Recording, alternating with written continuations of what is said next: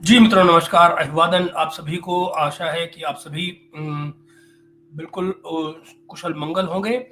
मुझे आपसे जो आज का दिन मिस किया मैंने आप लोगों से बात करना, वो ये कि आज बहुत सारी खबरें थी जो आपसे शेयर करनी थी और मैं इंटरनेट की कमी की वजह से, बिकॉज़ इंटरनेट था ही नहीं आज हमारे यहाँ, तो जिसकी वजह से मैं आपसे ये शेयर नहीं कर पाया। पूरा दिन इंटरनेट की दिक्कत रही। लेकिन जो सबसे बड़ी खबर, ज़ाहिर है कि जो दूसरी खबरें हैं उन पे मैं अलग से बाद में आऊँगा। लेकिन पहली खबर जो मैं आपसे शेयर करना चाह रहा हूँ, जो बड़ी इंटरेस्टिंग है, जिसको कि आपने थंबनेल में भी देखा, आईएमएफ ने अपना रुख बिल्कुल क्लियर कर दिया है और अब उन्होंने पाकिस्तान के ऊपर अपने जो पेच हैं, वो टाइट करने शुरू कर दिए हैं। ये बात मैंने आपसे क्यों कही? वो इसलिए कही, मैं थोड़ी-सी बैकग्राउंड आपको इसलिए दे दूँ क्योंकि अदरवाइज़ आपको बात समझ में आएगी नहीं, मैं क्या कह रहा हूँ। पाकिस्तान में जो इससे पहले वाली सरकार थी, जो केयरटेकर गवर्नमेंट चल रही थी इलेक्शन से पहले, उसने एक पीएसडब्ल्यूएफ बनाया था, यानी पाकिस्तान सॉवरेन वेल्थ फंड बनाया था। आईएमएफ ने मैं इसको पर्पज बता देता हूँ। उसमें पर्पज उन्होंने ये रखा था कि जो पाकिस्तान की टॉप 7 स्टेट ओन्ड कंपनीज हैं, उन कंपनीज को उन्होंने इसमें डाल दिया था, यानी पाकिस्तान सारण, जो सारण फंड है इनका, सारण वेल्थ फंड, उसमें डाल दिया था। और डालने के पीछे पर्पज ये था कि जो ये पीएसडब्ल्यूएफ के जो कंपनियां हैं, इनके शेयर्स को अब्रॉड में बेचा जाएगा, विदेशों में बेचा जाएगा, और उन शेयर्स से आने वाले मुनाफे को फिर बाद में इन पाकिस्तान इन्वेस्टमेंट की जाएगी उससे। पर इन शेयर्स का जो स्टेक है उसको एक्सक्लूसिवली अब्रॉड, विदेश में बेचा जाना था। मैं आपको उसमें तो डिटेल्स और दे दूं। जो डिटेल्स, अरुण भाई गुड इवनिंग, जो इसमें डिटेल्स है वो बड़ी इंटरेस्टिंग है। पीएसडब्ल्यूएफ में जो कंपनियां डाली गई हैं उन पर भी आपको बताऊंगा, मैं एक एक कंपनी का नाम आपको बताऊंगा कि कौन कौन सी कंपनियां वहां डाली गई हैं। लेकिन उससे पहले क्या हुआ था कि इन जो जो जो ट्रांसपेरेंसी और अकाउंटेबिलिटी इन तमाम फाइनेंशियल अफेयर्स की जो जो कंट्री है, उनमें उनको मेंटेन करने के लिए ये किया गया था कि भाई, चूंकि इनमें पैसा ज़्यादा है इन कंपनियों में, तो इनको स्टेट ऑन फंड्स में, इन स्टेट ऑन फंड्स को इसमें डाला गया। एक एक्ट ऑफ पार्लियामेंट पास किया गया था, जिसके जरिए गवर्नमेंट ने इसकी ऑनरशिप और असेट्स दोनों को ही, इन कंपनी दोनों असेट्स और जो इनके हैं और जो इनकी ऑनरशिप है, सब ट्रांसफर कर दी थी पीएसडब्ल्यूएफ को। उसके बाद में उन्होंने क्या कहा, ये जो पीएसडब्ल्यूएफ है वो अब आईएमएफ और पाकिस्तान के बीच में एक बोन ऑफ कंटेंशन बन गई है। बोन ऑफ कंटेंशन किस बात के लिए बन गई है? बोन ऑफ कंटेंशन इस बात के लिए है कि आईएमएफ ने कहा है कि भाई साहब, 30 सितंबर तक, आने वाले 30 सितंबर तक इस पीएसडब्ल्यूएफ को या तो डिसमेंटल करो, प्राइवेटाइजेशन का जो आपका कानून है उसको बदलो, और वरना भूल जाओ कि आपको कोई स्टाफ लेवल एग्रीमेंट मिलने वाला है, कोई आईएमएफ का पैकेज मिलने वाला है। पिछले हफ्ते में कई मुलाकातें हुई हैं मिनिस्ट्री ऑफ फाइनेंस की। जो आईएमएफ के रिप्रेजेंटेटिव है इस्लामाबाद में, उनका नाम है नाथन पोर्टर। नाथन पोर्टर से उनकी कई मुलाकातें हुई हैं, लेकिन वो तमाम मुलाकातें इनकंक्लूसिव रही हैं। इनकंक्लूसिव इस तरह से रही हैं क्योंकि फाइनेंस मिनिस्ट्री के पास कोई डिसीजन नहीं था, और आईएमएफ ने अपना स्टैंड बिल्कुल क्लियर कर दिया है। They are standing firm on it. उन्होंने कहा है कि भाई, माय वे और हाईवे, या तो हमारी बात मानकर चलो या आईएमएफ के पैकेज को जाओ भूल, हमारे बस का नहीं है झेलना तुम्हारी बकवास को। तो ये अपनी कहानियां अलग करते रहे। अब देखिए, आईएमएफ ने इमीडिएटली जो कहा है कि इस फंड को, यानी जो पीएसडब्ल्यूएफ है, इसको अबालिश किया जाए। 30 सितंबर तक डेडलाइन दे दी गई है, और उसके बाद में कहा गया है, और यही है जो उसका, और जो कानून है उसको बदला जाए। साथ ही उन्होंने ये कहा है कि साथ ही उन्होंने ये कहा है कि फाइनल रिस्पॉन्स के लिए फाइनेंस मिनिस्ट्री ने टाइम मांगा है। उन्होंने कहा है कि भाई, हमको थोड़ा सा वक्त दे दीजिए इससे पहले कि हम इस पर रिस्पॉन्ड करें। बट लगता यह है कि गवर्नमेंट के पास दरअसल कोई चॉइस नहीं है पाकिस्तान गवर्नमेंट के पास में, but to agree to IMF. IMF की बात मानने के अलावा कोई दूसरा रास्ता है ही नहीं। तो आईएमएफ ये कहती है कि इस सारे को करने से, यानी कि पीएसडब्ल्यूएफ को डिसमेंटल करने से, प्राइवेटाइजेशन के कानून में परिवर्तन करने से ट्रांसपेरेंसी आएगी, अकाउंटेबिलिटी आएगी, सिंपल। तो वो कह रहे हैं कि इसके बिना ये जो आप अपनी चला रहे हो कि भाई हम माल बाहर बेचेंगे और उसका पैसा यहाँ लाएंगे, फिर अपने मुताबिक इन्वेस्ट करेंगे, बोले ये सब नहीं चलेगा। तो फाइनेंस मिनिस्ट्री का जो स्पोक्स पर्सन है, उन्होंने किसी तरह के रिस्पॉन्स देने से मना कर दिया है, which means there is something going on, you know. आगे देखिए कि जो ये जैसा मैंने आपको बताया कि पिछली सरकार ने इसको बनाया था, और ये आइडिया ये था कि जो शेयर्स हैं 7 प्रॉफिटेबल कंपनीज की, 7 प्रॉफिटेबल कंपनीज, उनको इसमें डाल लिया जाएगा, डाला गया है बल्कि वो इसी में है, और फिर उनको बाहर उनके ओवरसीज उनके शेयर्स को बेचा जाएगा और उससे पैसे बनाए जाएंगे, रेज मनी।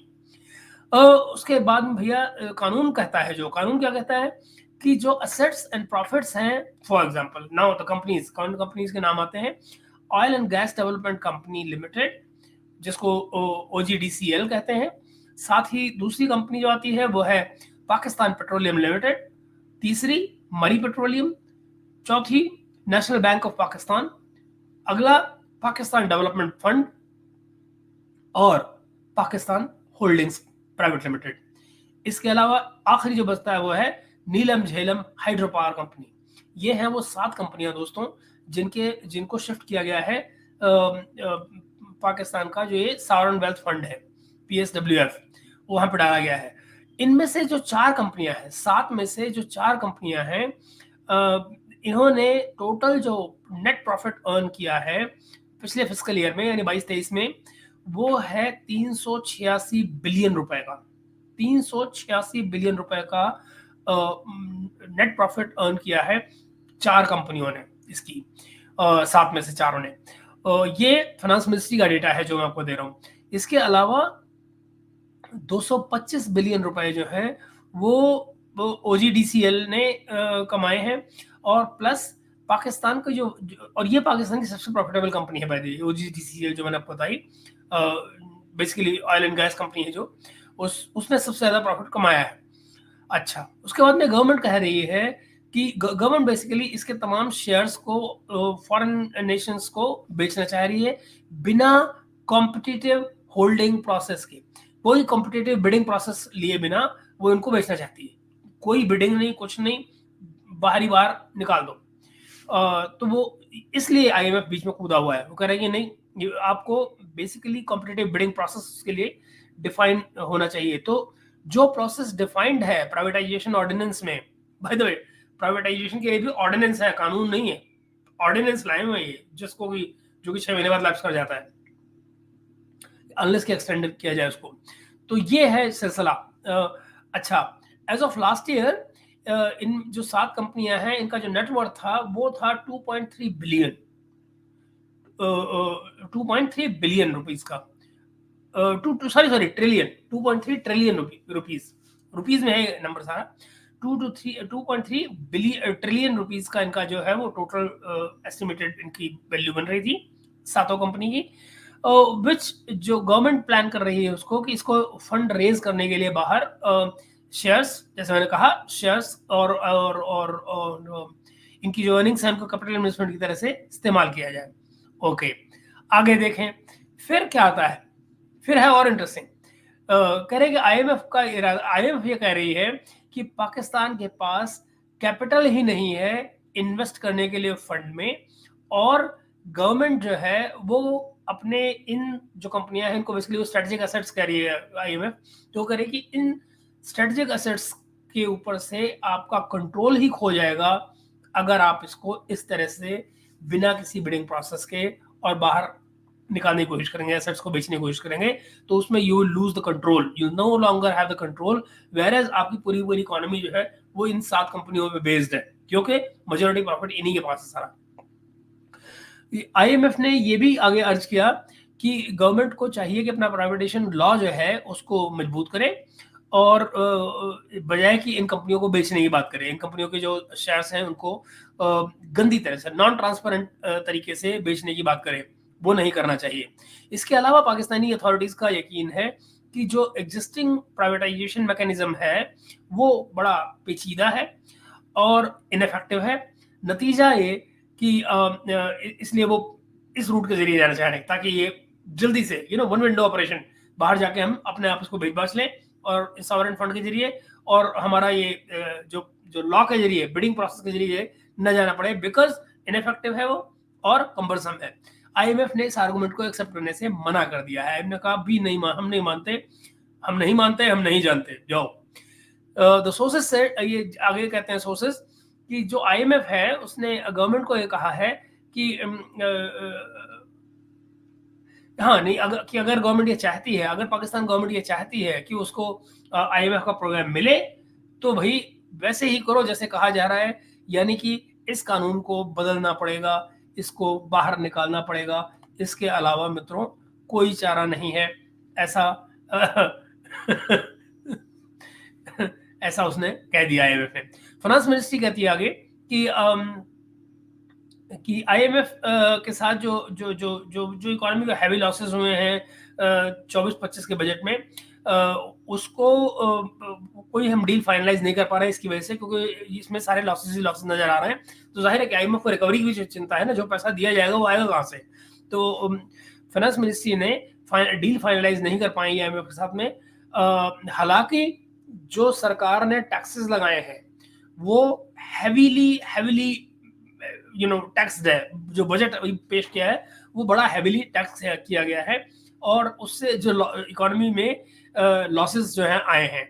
और तो आगे लोगों ने इस बजट में जो आने वाला बजट है 24-25 जो चल रहा है इस समय पे, उसमें मतलब लिटरली इन्फ्लेशन की क्या हालत होगी कोई जानता नहीं है, ऐसी की तैसी हो गई है टैक्सेस से।